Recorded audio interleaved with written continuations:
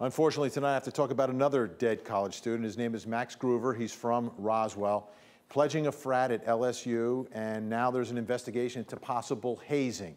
Now, when this happens, someone needs to be held accountable, right? And what usually happens? They point the finger at the students. Well, how about all these college presidents who are ultimately in charge of their colleges and universities?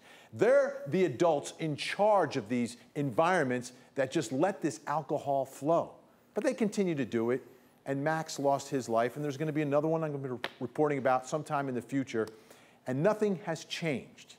Let me bring in Chris Hopper and talk about this one. Chris, because my question tonight is all about responsibility and accountability for when this happens on campus. So who's responsible? Who's accountable here? That's the question. Why does this keep happening? Why do we see these incidents happen on college campuses across the United States? There has to be measures in place to stop this. Take a look at this graphic that we put together tonight. It shows us very clearly that there are hazing laws in the United States. 44 states have a hazing law, including the state of Georgia. We passed one in 2010. The problem is it's only a misdemeanor offense, so there's not a whole lot to go with it there. I talked to a professor tonight who's been studying hazing laws from the state of Indiana, and he's been studying this all across the country for the past 30 years. He says that's the real problem here. There's no continuity across the United States. There really aren't strong enough measures in place to punish students and to punish those behind these acts. Take a listen to what he had to say to me tonight. If there is a death, and Georgia has had them, there's not going to be penalties like Florida, not far from Georgia. So I wouldn't say Georgia is as weak as Virginia, for example, but it has a long way to go to be a model state. And how about schools here in Georgia? What are they are they doing anything about it? So they defer to the state law that we just talked about in most cases. They also add offenses such as expulsion and suspension from school, but really they're deferring to that state law. We went to Georgia State's campus tonight because we wanted to see what students have to say about this. Are they concerned about it? What do they think needs to be done to stop this? Take a listen. It's just not worth it. Like I said, it's something we should all stay away from. And if anyone does see it or notice it, I think that they should alert somebody. I would say, make sure to assign them mentors, people that check up on them periodically, so things like this are limited.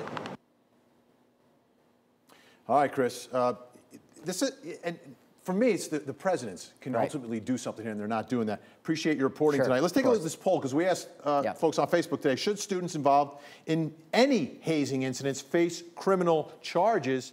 And look at that, 93% are saying yes tonight, and it's only 7% saying no.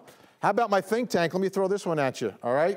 Should students involved in any hazing, even if no one dies, you're just hazing someone, should that be a crime? Not a misdemeanor, but an actual crime. It shouldn't be a part of the actual ritual in order to become a part of a fraternity or sorority. There should be a crime. There should be no hazing. And most certainly if someone dies, there need to be consequences, but there are no consequences. He's the president of a frat. Yeah, then he has to be responsible too. Sadly, it's an issue that we're still dealing with today. I believe a lot of older rituals that were occurred in the past are still moving on today forward. But I believe there has been a lot of progress. I know myself from my own fraternity. I'm the president of the Powerful Five chapter of Phi Beta Sigma Fraternity Incorporated. And we just recently left the leadership conference where we spent literally 2 hours talking about hazing in itself, the laws that occur, what rules are on our campus. And these are brothers that themselves who came through at the time where hazing was legal, and they themselves are saying, hey, it's time to end. There's a proposal by Republicans and Democrats for a law mandating the universities to report hazing as a crime.